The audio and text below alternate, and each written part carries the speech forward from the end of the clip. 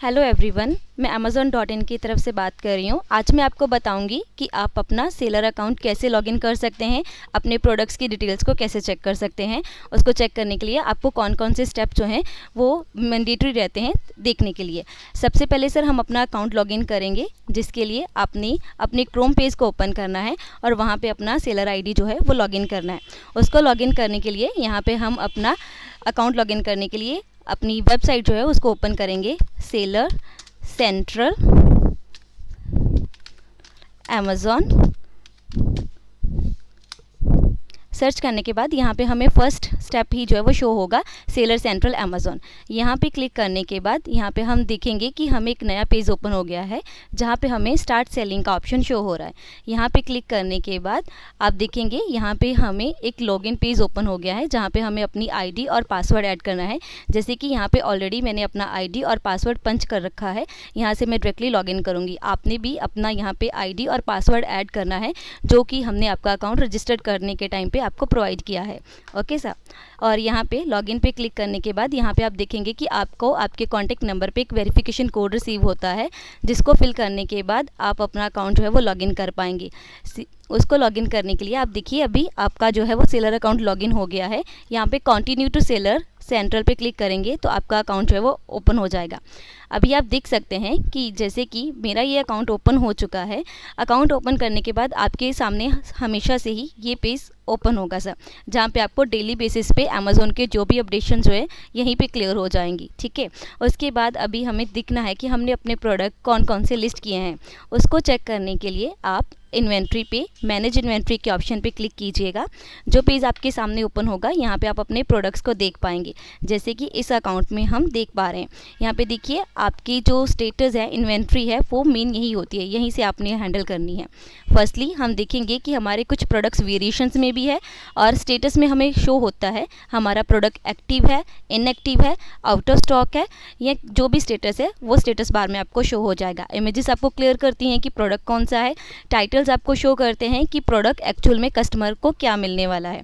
इसको आप चेंजेस वगैरह भी कर सकते हैं अगर आपने कभी भी चेंजेस करनी हो। यहाँ पे अभी आप देखिएगा मेन जो पॉइंट रहता है वो रहता है हमारे स्टॉक का, हमारे पास कितना स्टॉक हमने ऐड किया हुआ है अमेज़ॉन पे। यहाँ पे देखिएगा मेरा फर्स्ट वाला ऑर्डर है जो यहाँ पे शो हो रहा है 0। इट मीन्स कि ये वाला प्रोडक्ट जो है अभी मेरा आउट ऑफ स्टॉक है। सेकेंड, जहाँ पे मुझे शो हो रहा है कि 10 प्रोडक्ट्स की क्वांटिटी मेरे पास इस प्रोडक्ट की अवेलेबल है। तो सेम आप ही के प्रोडक्ट्स जो लिस्ट होंगे यहाँ पे उनका भी क्वांटिटी ऐसे ही शो होगा आपको। आप यहीं से अपने प्रोडक्ट की क्वांटिटी जो है वो इंक्रीज़ भी कर सकते हैं और डिक्रीज़ भी कर सकते हैं। कोई भी प्रोडक्ट अगर आपका आउट ऑफ स्टॉक हो जाता है तो आपने यहीं से उसको स्टॉक 0 कर देना है और लास्ट में सेव कर देंगे तो आपका जो स्टॉक है वो 0 हो जाएगा। लाइक अभी मैंने जैसे ये प्रोडक्ट का स्टॉक 0 किया है, इसको सेव किया है, विदिन 5 to 15 मिनट्स के अंदर अंदर आपका ये अपडेट हो जाएगा और यहाँ पे एक्टिव की जगह पे आपको क्या हो जाएगा, इनएक्टिव, आउट ऑफ स्टॉक, जैसे कि फर्स्ट वाला ऑर्डर है। और यहाँ पे अगर मैं स्टॉक इन करूँगी तो इसको भी सेव करने के बाद विदिन 10 to 15 मिनट्स में ये भी अपडेट हो जाएगा और यहाँ पे ये प्रोडक्ट क्या हो जाएगा, मेरा लाइव हो जाएगा, एक्टिव हो जाएगा। उसके बाद नेक्स्ट स्टेप आता है प्राइसिंग का। सबसे मेन पॉइंट हमारा यही रहता है, हमने अपने प्रोडक्ट्स का प्राइस सेट कैसे करना है। अज्यूम अभी मैं आपको बता देती हूँ कि जैसे कि हमारा ये फर्स्ट वाला ही ऑर्डर है, इसका मैंने प्राइस ऐड किया हुआ है अमेज़ॉन पे 399।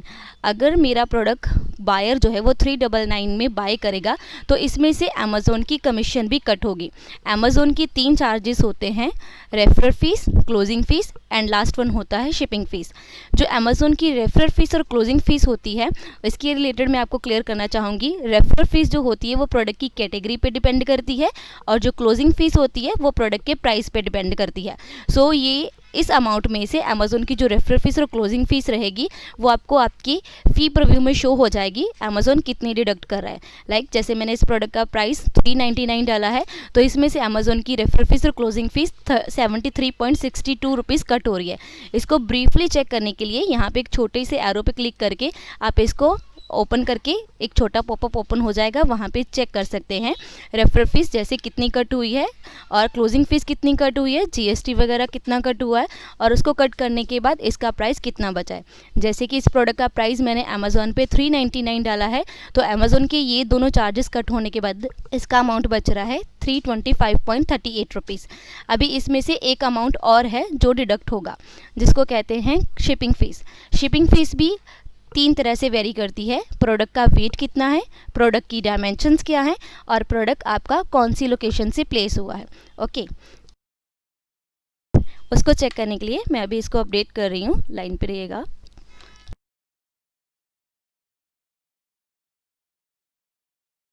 अभी हम देखेंगे कि जैसे कि इस प्रोडक्ट में से जो भी प्राइस ऐड किया था, शिपिंग चार्जेस माइनस होंगे। शिपिंग चार्जेस हमें तभी पता चलते हैं जब कोई ऑर्डर हमें अमेज़ॉन पे रिसीव होता है। जैसे कि मुझे इसी सेलर अकाउंट पे मुझे जो ऑर्डर्स रिसीव हुए हैं उनका मैं आपको बता देती हूँ। अभी उस पार्ट को चेक करने के लिए मैं ऑर्डर्स पे मैनेज ऑर्डर की ऑप्शन पे क्लिक करूँगी। मैनेज ऑर्डर की ऑप्शन पे क्लिक करने के बाद हम देखेंगे कि यहाँ पे हमें 4 ऑप्शन शो होती हैं, पेंडिंग, अनशिप्ड, कैंसल्ड और सेंट। पेंडिंग का मतलब होता है जो भी बायर आपका प्रोडक्ट सिलेक्ट करके ऐड टू कार्ट करेगा वो आपको पेंडिंग में शो होगा, जो ऑर्डर प्लेस हो जाएगा वो अनशिप्ड में शो होगा, और अगर कोई ऑर्डर कैंसिल होता है तो वो कैंसल्ड में चला जाएगा। लेकिन यहाँ पे अभी एक चीज़ आप सभी को क्लियर होनी चाहिए, आपको जो भी ऑर्डर अमेज़ॉन से रिसीव होगा आपने किसी भी एंड पे उसको कैंसिल नहीं होने देना है। अगर आपके एंड से ऑर्डर कैंसिल होता है या सही समय पे उसको डिस्पैच ना करवाने से ऑर्डर कैंसिल होता है तो उसका नेगेटिव इम्पैक्ट आपके सेलर अकाउंट पे पड़ता है, नेगेटिव अमाउंट पड़ेगा, तो वो नहीं पड़ना चाहिए। इसलिए आपको जो भी ऑर्डर रिसीव हो उसको आपने सही समय पे शेड्यूल भी करवाना है और उसको पिकअप भी करवाना है। जैसे कि अभी मेरे फ़िलहाल मुझे कोई ऑर्डर रिसीव नहीं हुआ है, लेकिन सेंड पे मेरे कुछ ऑर्डर्स गए हुए हैं। जैसे कि ये वाले ऑर्डर्स हैं, मुझे अभी तक जो भी सेल्स मिली हैं वो आपको यहाँ पे टोटल शो हो जाएगी, कितनी सेल आपको रिसीव हुई है, कितनी नहीं हुई है। जैसे कि मेरा फर्स्ट वाला ऑर्डर है, जो भी ऑर्डर आपको रिसीव होगा वो ऐसे ही आपको यहाँ पे डिस्प्ले होंगे। ऑर्डर आईडी में, प्रोडक्ट के टाइटल में, इमेजेस, आपको सब कुछ शो होगा। लेकिन प्रोडक्ट की डीपली जानकारी लेने के लिए, प्रोडक्ट क्या है, कैसे है, उसको चेक करने के लिए आप ऑर्डर आईडी पे क्लिक कीजिएगा। ऑर्डर आईडी पे क्लिक करेंगे तो आपको पता चलेगा कि आपका बायर कौन है, उसने कहाँ से ऑर्डर प्लेस किया है, कस्टमर ने टोटल अमाउंट क्या पे किया है, अमेज़ॉन के शिपिंग चार्जेस क्या लग रहे हैं। जैसे कि मेरा ये वाला ऑर्डर है, शिपिंग चार्जेस मुझे अभी यहाँ पे शो हो रहे हैं। ये मुझे कब शो हुए हैं, जब मैंने अपना ऑर्डर शेड्यूल किया है, उसका पैकेज का डायमेंशंस ऐड की हैं, प्रोडक्ट का वेट ऐड किया है, देन उसके बाद जो अमाउंट मुझे शो हुआ है लोकेशन के अकॉर्डिंगली वो इतना अमाउंट है। तो इस प्रोडक्ट के प्राइस, प्रोडक्ट का जो शिपिंग चार्जेस है वो 54 रुपीज़ डिडक्ट हुए हैं।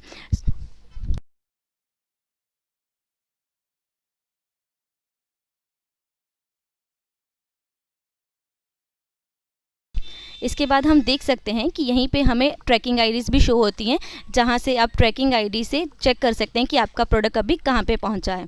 ठीक है, अभी नेक्स्ट जो रहता है ये आपका बेसिक था, जहां से आप अपनी इन्वेंट्री को चेक कर सकते हैं और ऑर्डर्स की डिटेल्स को चेक कर सकते हैं।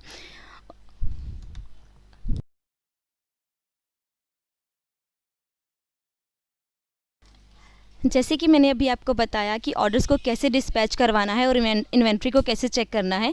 अभी हम देखेंगे कि यहाँ पे मुझे 2 ऑर्डर्स रिसीव हुए हैं। अभी इस ऑर्डर को शेड्यूल कैसे करना है ये मैं आपको बताऊंगी।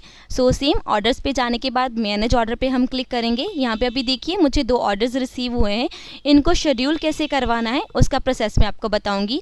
अभी देखिएगा, जो आपको ऑर्डर्स 2 तरह के रिसीव हो सकते हैं। एक अमेज़ॉन के एंड से जो कुरियर बॉय पिकअप करके लेके जाएगा उसको ईजी शिप कहते हैं, वो ऐसे ही आपको शेड्यूल पिकअप में आएंगे। और कुछ ऑर्डर्स होते हैं जो सेल्फ शिप में आते हैं, सेलर को खुद ही कस्टमर के एड्रेस पे शिप करने होते हैं। वहाँ पे शेड्यूल पिकअप की जगह पे आपको क्या शो होगा, कंफर्म शिपमेंट होगा। उस कंडीशन में आपने अपने प्रोडक्ट को खुद ही पैक करना है और कुरियर कंपनी के थ्रू उसको शिप करवाना है, या आपकी खुद की कुरियर कंपनी भी है, सर्विसेज भी हैं, तो आप उसके थ्रू भी उसको शिप करवा सकते हैं। जैसे कि अभी यहाँ पे मुझे जो ऑर्डर रिसीव हुआ है इसको मैं शेड्यूल करवाऊंगी। इसको शेड्यूल करवाने के लिए मैं शेड्यूल पिकअप पे क्लिक करूँगी। शेड्यूल पिकअप पे क्लिक करने के बाद यहाँ पे मैं इस प्रोडक्ट की डायमेंशंस और शेड्यूल पिकअप पे क्लिक करने के बाद यहाँ पे आपको ये पेज ओपन होगा, जहाँ पे आपने पैकेज का वेट, पैकेज की डायमेंशंस और सारी डिटेल्स फिल करनी है। लाइक आपके प्रोडक्ट का वेट जो है वो 17 kg से अगर नीचे है देन ही आप यहाँ पे इसको शेड्यूल करवा पाएंगे। और इसकी लेंथ, विड्थ और हाइट भी जो है वो 70, 45 इससे अबव नहीं होनी चाहिए। अगर इससे अबव होंगी तो आपका ये ऑर्डर जो है वो ऑटोमेटिकली सेल्फ शिप में चला जाएगा, उसकी शिपिंग जो है वो नहीं हो पाएगी। जैसे कि ये हाईएस्ट है, इससे कम का ही होना चाहिए आपके प्रोडक्ट्स की वेट और डायमेंशंस। इससे कम होंगी तभी ही आप इसको इजी शिप में भेज पाएंगे। सो यहाँ पे अपने जैसे कि मैंने इस प्रोडक्ट का वेट और डायमेंशंस रफली फिल की है, इसको गेट पिकअप स्लॉट पे क्लिक करेंगे। गेट पिकअप स्लॉट पे क्लिक करने के बाद यहाँ पे आपको पिकअप स्लॉट मिलेगा। आपको कौन से दिन कौन से टाइम का पिकअप स्लॉट लेना है आप यहाँ पे सिलेक्ट करके उसको शेड्यूल पिकअप पे क्लिक करके उसको शेड्यूल कर सकते हैं। जैसे ही आप शेड्यूल पिकअप पे क्लिक कर लेंगे उसके बाद आप इनवॉइस को जनरेट कर लेंगे, जो कि आपने प्रोडक्ट के पैकेज के ऊपर उसको पेस्ट करके शेड्यूल करवाना है। ठीक है, ये जो है आपका बेसिक है। इसमें आपको ये कंफर्म हो गया है कि आपने अपनी इन्वेंट्री को कैसे चेक करना है और ऑर्डर्स को कैसे डिस्पैच करवाना है। इतना इसमें से अगर आपको कोई भी प्रॉब्लम या कोई भी इशू रहता है तो आप हमें मेल के थ्रू या हमारे कॉन्टैक्ट नंबर पे कॉन्टैक्ट करके उसके रिलेटेड जानकारी ले सकते हैं। Thank you everyone, thank you for your support.